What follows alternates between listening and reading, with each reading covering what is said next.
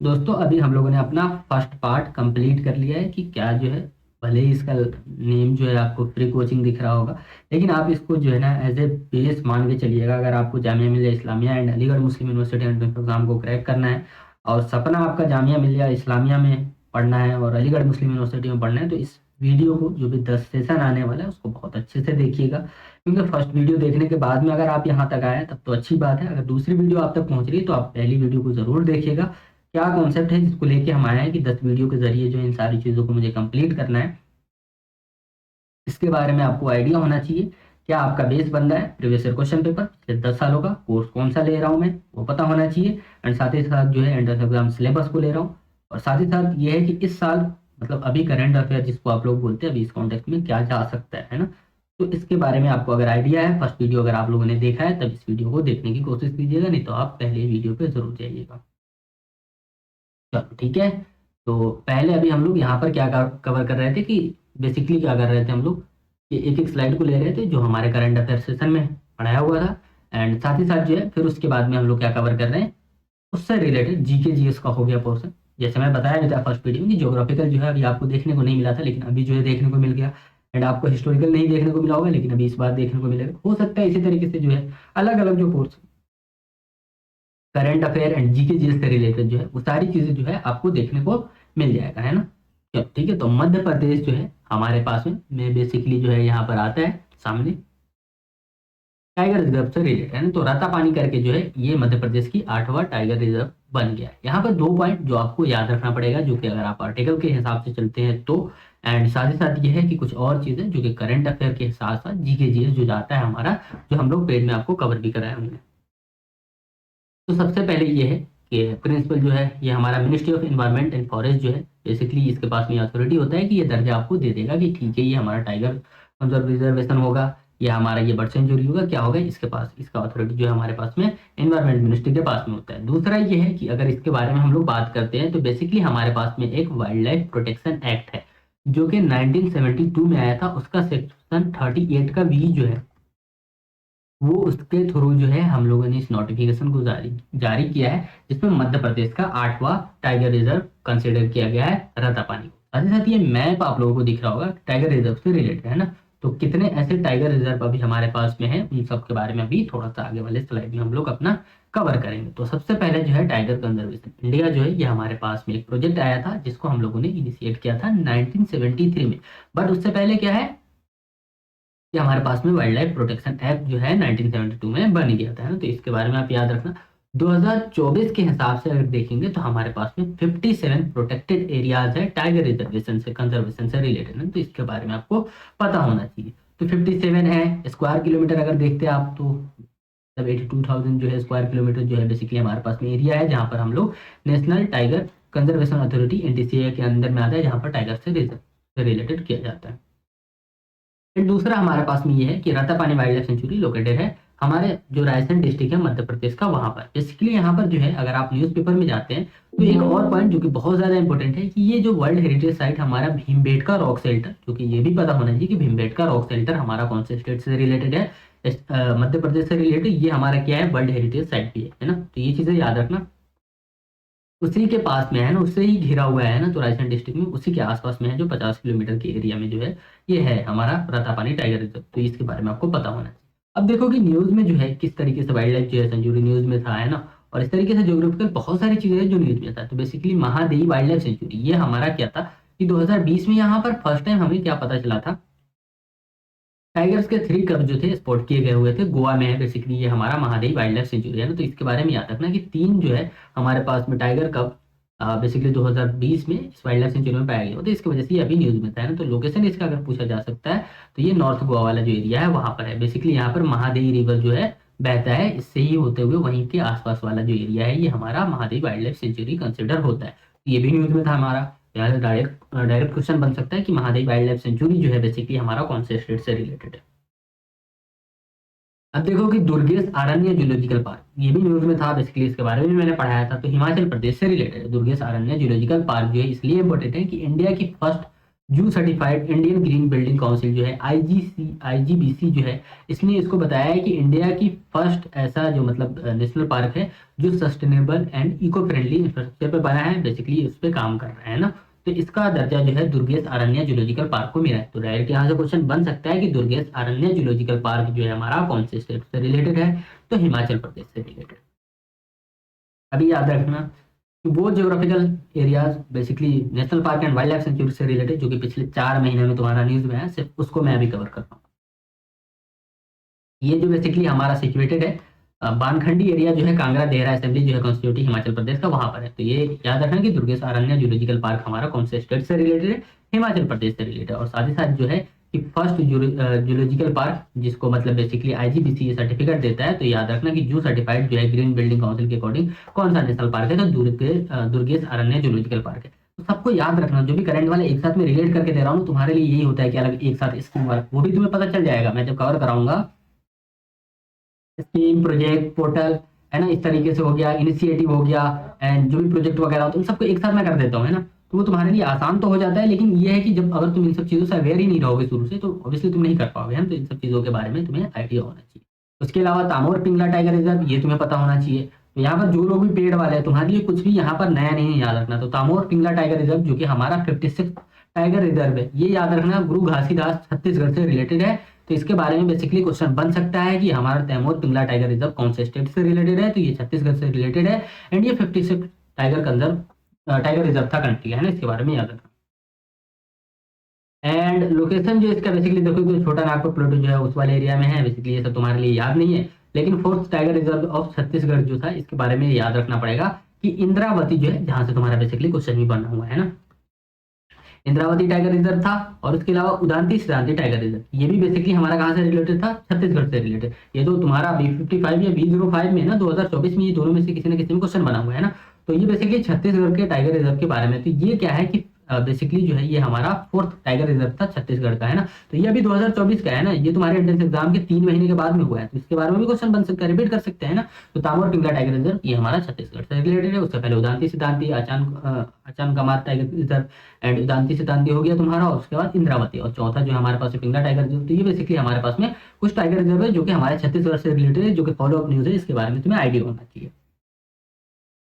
अब देखो कि जो हम लोगों ने यहाँ पर क्या कवर किया था, तुमको आई थिंक याद है या नहीं। यहाँ पर हम लोगों ने कवर किया था नेशनल टाइगर कंजर्वेशन अथॉरिटी, है ना, जिसको हम लोगों ने ये इनिशिएटिव कब स्टार्ट किया था, प्रोजेक्ट टाइगर 1973, है ना। तो इसके अंदर में जो है बेसिकली अगर हम लोग देखते हैं तो अभी हमारे पास में 56 जो है इसके वेबसाइट पे दिखा रहा था, बट 57 जो कि अभी मध्य प्रदेश वाला जो हम लोगों ने इसको कंसिडर किया। तो उससे पहले जो है बेसिकली यहाँ पर गुरु घासीदास तमोर पिंगला टाइगर रिजर्व, तो इसके बारे में याद रखना ये छत्तीसगढ़ का है और वर्ल्ड मतलब अपने इंडिया का जो है 56 था, है ना। और याद रखना कि ये 5th नंबर पे छत्तीसगढ़ का था।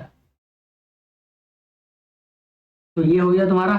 अब देखो कि इससे हम लोगों ने पूरा का पूरा national park tiger reserve basically अगर कोई एंट्रेंस एग्जाम हो जाए 10 दिन के बाद में, इससे हटके अगर टाइगर रिजर्व से या नेशनल पार्क से रिलेटेड क्वेश्चन नहीं बन सकता, क्योंकि ये भी करंट अफेयर में था पूरा का पूरा, और इससे रिलेटेड जो है ज्योग्राफिकल सभी हम लोगों ने कवर कर लिया। इससे हटके कुछ भी नहीं बनने वाला। अभी आगे जैसे जैसे आएगा उसमें चीजें ऐड ऑन होते चला जाएगा। यूनाइटेड नेशन जो है उसमें जो है basically international day of child day 11 अक्टूबर को सेलिब्रेट करते हैं ना। तो 2024 का जो है बेसिकली थीम क्या था, तो international day of the girl theme is the international day of girl theme is girls vision for the future. ये बेसिकली हमारा थीम है। तो थीम जो भी होता है वो तुम्हें याद रखना पड़ता है ना। तो बेसिकली यहाँ पर ये याद रखेंगे 2011 से हम लोगों ने ये international day of girl child day celebrate start किया था। अब यहाँ पर इससे रिलेटेड जो है रेजोल्यूशन कौन था, 266/170, जिसमें हम लोगों ने बोला था कि 11 अक्टूबर को international day of girl child day celebrate करेंगे। तो ये बेसिकली 2011 से स्टार्ट हुआ था।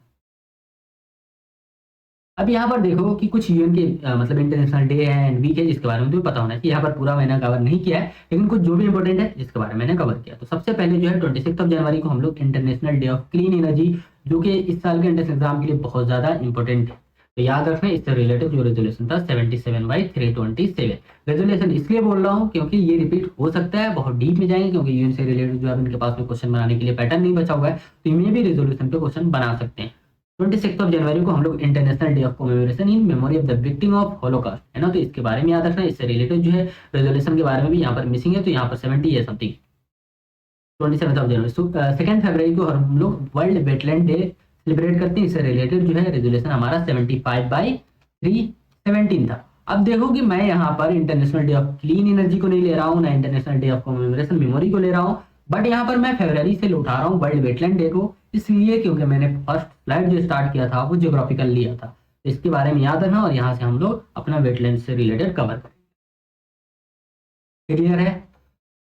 तो सबसे पहले वर्ल्ड वेटलैंड डे के बारे में हम लोग समझते हैं। तो बेसिकली एक इंटरनेशनल एग्रीमेंट हुआ था जिसका एम जो था कंजर्व करना था, और साथ ही साथ यूज ऑफ वेटलैंड, जो भी है वेटलैंड हमारे पास साइड से उसका वाइडली यूज किया जाए, उसको कंजर्व किया जाए। तो बेसिकली इसलिए हम लोगों ने क्या किया था, इंटरनेशनल एग्रीमेंट किया था, और ये एग्रीमेंट को हम लोगों ने रामसर कन्वेंशन के जरिए किया था। ट्रीटी हुआ था नेशन के बीच में, बेसिकली जो भी कंट्री थे इसमें उसके बीच में ट्रीटी हुआ था कि जो भी आपके पास में वेटलैंड साइड है उसको हम लोग वाइडली यूज कर सकते हैं, उसको कंजर्व कर सकते हैं, क्या इसके लिए गाइडलाइन हो सकता है, इन सारी चीजों पे। तो बेसिकली याद रखो कि ये ट्रीटी जो हुआ था हमारा रामसर कन्वेंशन 1971 में हुआ था, और रामसर की मतलब बेसिकली ईरान की एक सिटी है रामसर, वहां पर इसको हम लोगों ने कराया था, तो इसके बारे में याद रखना।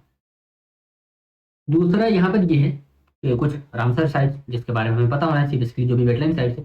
तो चिलिका लेक जो है उड़ीसा का, एंड क्योलैडियो नेशनल पार्क जो कि राजस्थान का first Ramsar sites in India है ना। तो याद रखना बेसिकली ये 1981 में था। तो यहाँ से जो है चिलिका लेक कौन से स्टेट में सिचुएटेड है, उड़ीसा में, 20 बार क्वेश्चन बन चुका है। एंड क्योलैडियो नेशनल पार्क ये तुम्हारा 2012 के में जितने भी 12, 13, 14 जितने भी क्वेश्चन पेपर जाके देखोगे उसमें ये सब देखने को मिल जाएगा तुमको, है ना। तो यहाँ से बेसिकली क्वेश्चन बना हुआ, तो ये यहीं से निकला हुआ है। इंडियन वेटलैंड के बारे में हम लोग बेसिकली देखते हैं, तो हमारे पास में अभी करंट में 85 रामसर साइट्स है, जिसमें से मतलब जो कि इंटरनेशनल बहुत ज्यादा इंपॉर्टेंस है हमारे लिए। उसके अलावा जो है यहाँ पर देखते हैं तो कराईवती बर्ड सेंचुरी जो है बेसिकली ये तमिलनाडु से रिलेटेड है, जो कि जनवरी में हुआ था, है ना। तो ये हमारे लिए बहुत ज्यादा इंपॉर्टेंट है, जिसके बारे में आपसे क्वेश्चन बन सकता है कि कराईवती बर्ड सेंचुरी जो है कौन से स्टेट से रिलेटेड है। तो ये मतलब 2024 में जनवरी में जो हुआ था, तो उसमें इसको कंसिडर किया गया हुआ था। सुंदरबन वेटलैंड जो कि लार्जेस्ट रामसर साइट है इंडिया की, ये वेस्ट बंगाल से रिलेटेड है, तो इसके बारे में याद रखना, डायरेक्ट स्टेट एसोसिएशन पूछा जा सकता है। Longwood solar reserve forest Tamil Nadu से रिलेटेड, ये भी 2024 में है ना। तो इसके बाद में यहाँ पर एक क्वेश्चन और बना हुआ है कि कौन सा ऐसा स्टेट है जहाँ पर सबसे ज्यादा जिसके पास रामसर साइट है। ये कमेंट करके आप लोग मुझे बताइएगा, वीडियो जब आप खत्म कर लेंगे तो सबसे ज्यादा कौन से स्टेट के पास में रामसर साइट है, सभी के सभी बताएंगे। पेड वाले तो बताएंगे, बाकी जो लोग अगर कोचिंग में नहीं है तब भी आपको सर्च करके फाइंड करके बताना है। उसके अलावा जो है मगाडी केरे कंजर्वेशन रिजर्व जो है बेसिकली हमारा कर्नाटका से रिलेटेड, ये भी 2024 में हम लोगों ने इसको ऐड किया था। उसके अलावा जो है अंकास मुंद्रा बर्ड कंजर्वेशन रिजर्व, ये हमारा कर्नाटका से रिलेटेड है, इसको भी हम लोगों ने 2024 में ऐड किया था। एक हमारा बहुत ज्यादा इंपॉर्टेंट है उलर लेक, जो कि हमारे जम्मू एंड कश्मीर से रिलेटेड है, और यहाँ से 25 बार क्वेश्चन बन चुका है। उलर लेक कौन से स्टेट में सिचुएटेड है, कौन सी यूटी में। तो बेसिकली यहाँ से क्वेश्चन बना हुआ है और लोग समझ नहीं पाते कि कहाँ से क्वेश्चन बना है। तो यही जो है जो वेटलैंड साइट्स होते हैं उसकी एक बार लिस्ट को आपको कवर करना पड़ता है, जो भी, लेकिन मैं यहाँ पर बता रहा हूँ इससे हटके तुम्हारा नहीं आने वाला। उसके अलावा जो आगाशिनी एस्टुअरी जो है बेसिकली ये भी कर्नाटका से रिलेटेड, लास्ट ईयर इसको हम लोगों ने ऐड किया था। ये यहाँ पर नहीं होना चाहिए था क्योंकि मैंने काम दिया था तुम लोगों को। तमिलनाडु के पास में most number of Ramsar sites हैं 16, ये बता दिया आप लोगों ने। अच्छा चलो ठीक है, सबसे कम किसके पास में ये बताना है ना, सबसे कम किसके पास है तुम लोग ये बताना। फिर से वही वाली बात आ गई कि यहाँ पर अगर किसी को कोर्स ज्वाइन करना है B05, B55, B26 and B67, BBA, BCom, MU, LLB, BBA से रिलेटेड, सभी से रिलेटेड जो है, तो आप वेबसाइट जो है यूनिप्रेप हब, बेसिकली यूनिप्रेप हब पे आप जा सकते हैं। यहाँ पर जो प्रीमियम सेक्शन दिख रहा है, इस प्रीमियम पे आपको क्लिक करना है। प्रीमियम पे जाके आपको यहाँ पर कोर्स दिखेंगे। कोर्स में जो है बेसिकली आपको यहाँ पर दिख जाएगा कि कौन से कोर्स में इनरोल करना है। कोर्स के बाद में आप यहाँ पर इनरोल करेंगे तो वहाँ पर जो है बेसिकली आपको क्या क्या मिलने वाला ये दिखेगा। लाइव क्लासेस होगा, रिकॉर्डेड होगा, PDF नोट्स होगा, MCQ बेस्ड होगा, मॉक टेस्ट होगा, क्लास टेस्ट होगा, एंड साथ ही साथ पेमेंट डिटेल जो है आपको यहाँ पर इस तरीके से दिख जाएगा, एंड स्कैनर भी दिख जाएगा। पेमेंट करने के बाद में आपको स्क्रीनशॉट ले लेना है। स्क्रीनशॉट लेने के बाद फिर से आपको वेबसाइट पे यहीं पर जो है पीछे जो आपको व्हाट्सएप बटन दिखेगा, उस व्हाट्सएप पे आप क्लिक करेंगे और साथ में स्क्रीनशॉट शेयर कर देंगे, तो आपको मैं सारी डिटेल जो है प्रोवाइड करा दूंगा। एंड अगर किसी भी तरीके का कोई भी दिक्कत हो रहा है यहाँ पर वेबसाइट से जरिए, तब भी आप जो है मेरे इस नंबर 9891460888 पर कॉन्टेक्ट कर सकते हैं। एंड साथ ही साथ जो है अगर आपको यहाँ से कोर्स ज्वाइन ना करके आपको डायरेक्ट करना है, तब भी आप इस नंबर पर कॉन्टेक्ट कर लीजिएगा। मैं सारी डिटेल आपको प्रोवाइड कर दूंगा, आप ज्वाइन करके इजिली जो है आप सारी चीज़ों का एक्सेस ले सकते हैं। चलिए ठीक है, किसी भी तरीके से इजिली जो है आप एक्सेस ले पाए जो भी आपके यहाँ पर कोर्स है उसका, और जो एंट्रेंस एग्जाम प्रिपरेशन है उसको आप इजीली कर पाए। और साथ ही साथ वेबसाइट पे आपको बहुत सारी और भी चीज़ें मिलती है, जैसे क्विज हो गया, यहाँ पर आप कर सकते हैं ना, बहुत सारे नोट्स पड़े होंगे है ना, और उसके अलावा PYQs वगैरह जो है इजीली आपको मिल जाता है ना, तो इन सबको आप एक्सेस कर सकते हैं। चलो ठीक है। बोर्ड वाले याद रखना 2 घंटा अभी से देना शुरू कर दो वरना दिक्कत होगा। उसके अलावा जो है वर्ल्ड बैंक ने क्या किया है, इंडिया की इकोनॉमिक ग्रोथ जो है उसको फॉरकास्ट कर दिया है 7% फॉर 2024-25 है ना। तो इकोनॉमिक ग्रोथ जो है बेसिकली 7% बता रहा है। ये सारी चीजें हैं, चलो ठीक है, जो भी ये हमारे लिए इंपॉर्टेंट नहीं है, नहीं बेसिकली हम यहाँ पर वर्ल्ड बैंक को कवर करने वाले हैं ना, क्योंकि वर्ल्ड बैंक सोलर अलायंस से रिलेटेड, वर्ल्ड बैंक तो बेसिकली यहाँ पर 24 बार जो है पिछले 4 महीना में वर्ल्ड बैंक न्यूज में आया है, जिसके बारे में इंडिया के कॉन्टेक्स्ट में जो हमारे लिए इंपॉर्टेंट है। तो इतना जानो कि जो हमारा वर्ल्ड बैंक है ना, तो ये बेसिकली जो है जुलाई 1944 में, जो आज से लगभग जो है 80 साल पहले जो है इसको एस्टेब्लिश किया गया हुआ था। और जो हमारा बेसिकली इसमें अगर देखेंगे तो 189 कंट्री जो है IBRD में, इंटरनेशनल डेवलपमेंट एसोसिएशन में 174 कंट्री। अभी इसको थोड़ा सा आगे देख के समझा देता हूँ। देखो, वर्ल्ड बैंक जो है बेसिकली हमारा एस्टेब्लिश होता है 1944 में। ये कैसे होता है कि वर्ल्ड वार 2 के बाद में ना यूरोप एंड जापान क्या करता है कि यूरोप एंड जापान के बीच में जो मसला था उसको रीबिल्ड करने के लिए जो है एक तरीके से international bank for reconstruction and development IBRD को एस्टेब्लिश किया जाता है, जो कि फर्स्ट ऑपरेशन स्टार्ट करता है अपना 1946 में, है ना। तो एस्टेब्लिश 44 में और एक्शन जो है 46 में स्टार्ट करते हैं ये। और उस समय इनके पास में 38 मेंबर थे, यानी मेंबर बोले तो 38 कंट्री थे। हेडक्वार्टर की बात करें तो वाशिंगटन DC था, जो कि यूनाइटेड नेशन में है, सबको पता है। चलो ठीक है। अब देखो कि वर्ल्ड बैंक जो है ना, सिर्फ वर्ल्ड बैंक नहीं है, इसमें कई सारे ऑर्गेनाइजेशन है जिसके बारे में आपको पता होना चाहिए। यूएन बोलते हैं, यूएन के अंदर भी कई सारे मेन ऑर्गन है, उस मेन ऑर्गन के अलावा भी कई सारे स्पेशल एजेंसीज है। तो इसको आपको जब भी वर्ल्ड बैंक बोलूँ तो ये जितने भी ऑर्गेनाइजेशन बता रहा हूँ इसको आपको याद रखना पड़ेगा, जिसका अलग अलग रोल है, अलग अलग फंक्शन है। चलो ठीक है। तो IBRD जो है बेसिकली जिसके बारे में मैं यहाँ पर बता रहा था आप लोगों को कि international bank for reconstruction and development, IBRD हो गया उसमें हमारा। उसके अलावा जो है इंटरनेशनल डेवलपमेंट एसोसिएशन, जिसके बारे में मैंने आपको यहाँ पर बताया था कि यहाँ पर जो है 174 मेंबर है इनके पास में, IBRD के पास में 180 मेंबर, 89 मेंबर। तो ये है बेसिकली, आप इसके बारे में कैसे गया भाई, कहाँ गया, एक मिनट। उसके अलावा जो इंटरनेशनल फाइनेंस कोऑपरेशन IFC जो है, उसके अलावा multilateral investment guarantee agency MIGA, basically यहाँ से एक बार क्वेश्चन बन गया हुआ है। International centre for settlement of investment dispute ICSID, ये है। तो बेसिकली 1 2 3 4 5, ये जो 5 ऑर्गेनाइजेशन है जिसके बाद में वर्ल्ड बैंक उस पूरे को मिला के जो है उसका हम लोग कंसिडर करते हैं वर्ल्ड बैंक, है ना। जो कि कब स्टार्ट हुआ था हमारा 1944 में, फंक्शन स्टार्ट कब किया था 1946 में, किसके जरिए, फर्स्ट जो था IBRD के जरिए, फिर उसके बाद में बनता चला गया। तो ये चीजें तुम्हें आइडिया होना चाहिए, क्लियर है। अब वर्ल्ड बैंक आया है, तो वर्ल्ड बैंक जो है कई सारे रिपोर्ट को, कई सारे इंडेक्स को पब्लिश करता है, जिसमें सबसे पहले जो है IBRD जो है वर्ल्ड बैंक का, वो क्या करता है, ईज ऑफ डूइंग बिजनेस जो है उसको पब्लिश करता था। अब ये ईज ऑफ डूइंग बिजनेस था, इसको मैंने कवर भी कराया था कि इसको इसने कन्वर्ट कर दिया BRI के अंदर। ये BRI क्या था, बिजनेस रेडी इंडेक्स, है ना। तो इसको जो है बेसिकली 2021 में बंद कर दिया था ईज ऑफ डूइंग बिजनेस को मतलब पब्लिश करना। तो इसको जो है रिप्लेस कर दिया बिजनेस रेडी इंडेक्स, उसके बाद जो है इसको फिर से स्टार्ट कर दिया। तो basically ease of doing business convert replace by business ready index. तो याद रखना कि 2024 में जो है बिजनेस रेडी इंडेक्स अगर पूछा जाए इसमें से कौन सा ऐसा रिपोर्ट है जो कि वर्ल्ड बैंक पब्लिश करता है, तो बिजनेस रेडी इंडेक्स हो गया। एंड साथ ही साथ जो है वर्ल्ड डेवलपमेंट रिपोर्ट भी जो है रिलीज बाय IBRD या वर्ल्ड बैंक जो है ऑप्शन में रहेगा, तब उसको आपको टिक करना है। तो ये कुछ रिपोर्ट एंड इंडेक्स है जिसके बारे में आपको पता होना चाहिए। साथ ही साथ ये कि वर्ल्ड बैंक के साथ ही मिलकर कई सारे ऑर्गेनाइजेशन है जो कि रिपोर्ट एंड इंडेक्स को पब्लिश करता है, इसके बारे में याद रखना। जैसे बिजनेस से रिलेटेड जो हो गया ना, तो वर्ल्ड बैंक के पास में जो डाटा होता है उसका कई सारे ऑर्गेनाइजेशन यूज करते हैं, फिर उसमें कुछ ऐड ऑन करके जो है अपनी एक रिपोर्ट पब्लिश करते हैं। उसी तरीके से वर्ल्ड डेवलपमेंट रिपोर्ट से रिलेटेड जो होता है, अलग अलग जो है ऑर्गेनाइजेशन वर्क कर रहा होता है, तो वो क्या करते हैं कि इनकी रिपोर्ट से हेल्प लेके फिर उसको पब्लिश करता है। तो उसमें 2 लोग मिलकर जो है उस पर्टिकुलर रिपोर्ट के लिए रिस्पॉन्सिबल होते हैं ना। तो इसके बारे में आपको आइडिया होना चाहिए। उस तरीके का जो भी आएगा करंट अफेयर में मैं आपको कवर करा दूंगा। अच्छा, अभी आई थिंक, हाँ, अभी अभी जो मैं लेक्चर लिया उसके बाद वाला जो लेक्चर होगा तुम लोगों का गूगल मीट पे ना, तो वहाँ पर ये चीज़ें हैं कि ये 2 ऑर्गेनाइजेशन मिलकर जो इस तरीके की रिपोर्ट को पब्लिश किया। चलो ठीक है। अब उसके अलावा जो है ये हमारे पास में जो है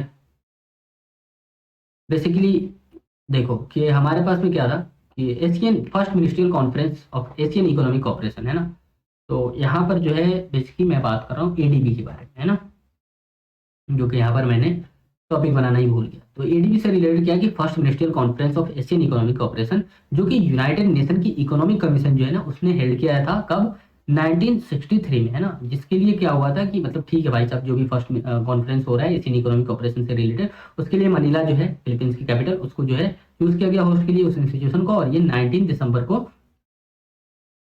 हेल्ड हुआ, और ये 1966 में, है ना। तो याद रखना कि ये हम लोगों ने ADB के बारे में कॉन्सेप्ट जो हमारे पास में आ गया था 1963 में ही, क्योंकि यूनाइटेड नेशन की इकोनॉमिक कमीशन जो है ना उसने ये सेट कर दिया था मामला कि first ministerial conference of Asian economic corporation होगा फिर अगली बार 3 सालों के बाद में जब ये होगा तब ये मतलब एडीबी में कन्वर्ट हो जाएगा ना। तो ये था हमारे पास में कॉन्सेप्ट, बट एडीबी जो हमारा एस्टेब्लिश कब होता है ये याद रखना है तुम्हें, 1966 में, है ना। तो 1966 में जो है हमारा ये स्टार्ट होता है, तब हमारे पास में एडीबी में 31 मेंबर थे, है ना। और फर्स्ट प्रेसिडेंट ऑफ एडीबी जो थे ताकेशी वटानाबे, है ना। तो वटानाबे के बारे में याद रखना पड़ेगा, फर्स्ट प्रेसिडेंट ऑफ एडीबी। तो एडीबी का हेडक्वार्टर कहाँ है, मनीला फिलीपींस, है ना। कॉन्सेप्ट हमारे पास में 1963 में आया था। वर्ल्ड बैंक के बाद में मैं एडीबी को कवर क्यों कर रहा हूँ कि वर्ल्ड बैंक के बाद में एशिया से रिलेटेड जो है तुम्हारा क्वेश्चन बनना ही बनना है। ओके, अच्छा हिस्ट्री वाला भी तुम्हारा इसमें कवर हो गया, अच्छी बात है। चलो ठीक है, लोथल से रिलेटेड बेसिकली आईबीसी में हम लोगों ने कवर किया था कि जितने भी हमारे इंपॉर्टेंट साइट्स है आईबीसी से रिलेटेड, वहां पर हम लोगों ने कवर किया था कि लोथल भी हमारे लिए बहुत ज्यादा इंपॉर्टेंट है। तो अभी रिसेंटली क्या हुआ है कि आईआईटी गांधीनगर ने ये प्रोवाइड किया है मतलब fresh evidence supporting for existence of dockyard at Lothal. Basically Harappan civilisation में जो हमारी एक डॉकयार्ड थी, है ना, पोर्ट सिटी थी, इसके बारे में हमारे पास में एकदम फ्रेश एविडेंस जो देने का काम किया आईआईटी गांधीनगर की एक न्यू स्टडी जो हुई है उसके हिसाब से। हम तो ये पहले से मान के चल रहे हैं क्योंकि हमारा 2016-17 में एंट्रेंस में क्वेश्चन पूछा गया हुआ है ना लोथल से रिलेटेड। तो हम तो ऐसे भी पहले से जो भी स्टडी था उसको मान के चल रहे हैं, लेकिन अब ये फ्रेश एविडेंस हो गया तो चलो ठीक है, अब इसको इनकार नहीं कर सकते। ठीक है, क्लियर हो गया अपना यहाँ पर बेसिकली जो भी है इससे रिलेटेड। अब यहाँ पर कुछ चीजें और इंडस वैली सिविलाइजेशन से रिलेटेड जो तुम्हें कवर करना चाहिए, जिसके बारे में मैंने तुमको कवर भी कराया हुआ है। अब देखो कि हमारे पास में आईबीसी से रिलेटेड बेसिकली क्वेश्चन क्या बनता है कि एक टाइम पीरियड है ना, तो 2500 बीसी, इसके बारे में याद रखना कि ये western part of south Asia जो था वहां पर इस सिविलाइजेशन का जो है एक तरीके से फ्लरिश करता है, वहां पर जो है एक तरीके से जन्म होता है इसका। और यहाँ पर जो है largest 4 ancient urban urban civilisation जो हमारे दुनिया भर में एग्जिस्ट करता है, उसमें से जो है एक इजिप्ट का सिविलाइजेशन है, मेसोपोटामिया जो था, और इंडिया एंड चाइना है। तो ये 4 सिविलाइजेशन जिसमें से इंडिया भी बेसिकली एक माना जाता है ना। तो ये मतलब ओल्डेस्ट सिविलाइजेशन के अंदर में कंसिडर किया जाता है। ये हो गया हमारा। और जो हमारा आर्कियोलॉजिकल डिपार्टमेंट ऑफ इंडिया जो है ना, यहाँ पर एक नाम होगा, है ना 1924 में, है ना।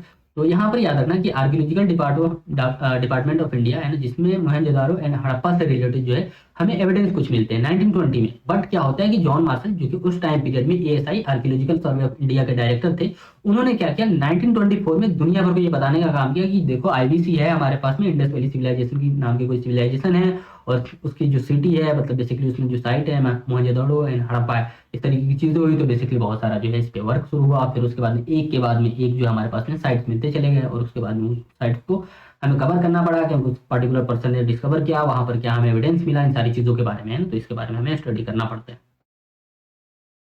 जैसे लोथल के बारे में अभी कवर कर रहे थे, तो आर राव ने 1953 में बेसिकली इसको कवर किया, और उन्होंने बताया कि ये जो भोगवा रिवर है हमारा गल्फ ऑफ कंबे वाला एरिया, यहाँ पर जो है बेसिकली जो हमारा लोथल था सिचुएटेड था, जो कि इंडस वैली सिविलाइजेशन की डॉकयार्ड या जो पोर्ट सिटी थी बेसिकली यहाँ पर था। तो ये हमारा कॉन्सेप्ट निकल के आया। फर्स्ट मैनमेड पोर्ट भी वहाँ पर देखने को इनको मिलता है, डॉकयार्ड का कॉन्सेप्ट। तो लोथल आईबीसी में ये क्वेश्चन बना हुआ है बेसिकली कि आईबीसी में कौन सी ऐसी साइट थी जहाँ पर डॉकयार्ड या फर्स्ट मैनमेड पोर्ट का कॉन्सेप्ट देखने को मिलता है, तो लोथल में। एंड एक बार ये भी क्वेश्चन पूछा हुआ था कि लोथल को डिस्कवर किसने किया, आर राव ने 1953 में। तो ये याद रखने वाली चीज है। एंड धोलावीरा जो है बेसिकली इसके बारे में याद रखना, ये भी हमारा जो है गुजरात से रिलेटेड है। अच्छा ये गुजरात, हाँ गुजरात बता चुका। धोलावीरा जो है बेसिकली आर एस बिष्ट जी ने 1985 में डिस्कवर किया। और यहाँ पर जो बेसिकली हमें एविडेंस मिलता है वाटर हार्नेसिंग सिस्टम का, वाटर रिजर्वेशन रिलेटेड। इससे रिलेटेड मैंने करंट अफेयर में तुम लोगों को एक पढ़ाया था आंध्र प्रदेश से रिलेटेड, है ना, इसके बारे में तुम लोग रिकैप कर लेना। तो ये था तुम्हारा दूसरा सेशन। फिर हम लोग चलेंगे करंट अफेयर से उठाना है, और उसको जीके जीएस में तुम्हारा ज्योग्राफी हिस्ट्री पॉलिटिक्स सबको एक साथ में मिक्स करके तुम्हारे लिए इजी बनाने का जो ड्यूटी है वो हमारा होगा। बट तुम बस ढंग से 10 वीडियो को देख लेना, इसको बेस बना लेना, इस बेस पे जो है तुम एंट्रेंस एग्जाम की तैयारी शुरू कर लेना। एमसीक्यू सीरीज जो है डेली बेसिस पे यहाँ पर अपलोड किया जाता है, उसको देख लेना।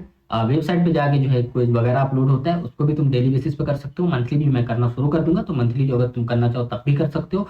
और साथ ही साथ जो है किसी को कोर्स ज्वाइन करना हो, किसी भी तरीके का कोई भी डाउट हो, पढ़ाई नहीं हो पा रहा है, एंट्रेंस एग्जाम तैयारी कैसे शुरू करें, बुक वगैरह का कंफ्यूजन हो रहा है, 3-4 बुक ले लिया, किसी ने कुछ बता दिया, किसी भी तरीके का कंफ्यूजन हो एंट्रेंस एग्जाम से रिलेटेड, आप मुझसे कॉन्टैक्ट कीजिएगा। क्योंकि मैं जामिया से ग्रेजुएशन एंड मास्टर अभी कर रहा हूँ, तो आपके लिए जो है एक तरीके से अच्छा खासा यहाँ पर हेल्प मिल जाएगा। क्योंकि क्या एक्सपीरियंस रहा है हमारा 3 सालों का, उस 3 साल से पहले एंट्रेंस एग्जाम प्रिपरेशन, और इन 3 सालों में जो है बच्चों को गाइड करना, और साथ ही साथ अभी से मतलब मास्टर में मतलब मास्टर भी कंप्लीट होने वाला है, तो इसमें बच्चों को किस तरीके से गाइड करते आ रहे हैं, वो क्या एक्सपीरियंस रहा है, किस तरीके से चीज़ें चेंज होती है, इन सारी चीज़ों के बारे में जो है आपको हेल्प हो सकता है। तो बेझिझक जो है बिंदास आप व्हाट्सअप कॉल कर लीजिएगा, व्हाट्सअप कॉल नहीं कीजिएगा, व्हाट्सअप मैसेज कर लीजिएगा। अगर कुछ वैसा हुआ तो हम कॉल बैक कर लेंगे।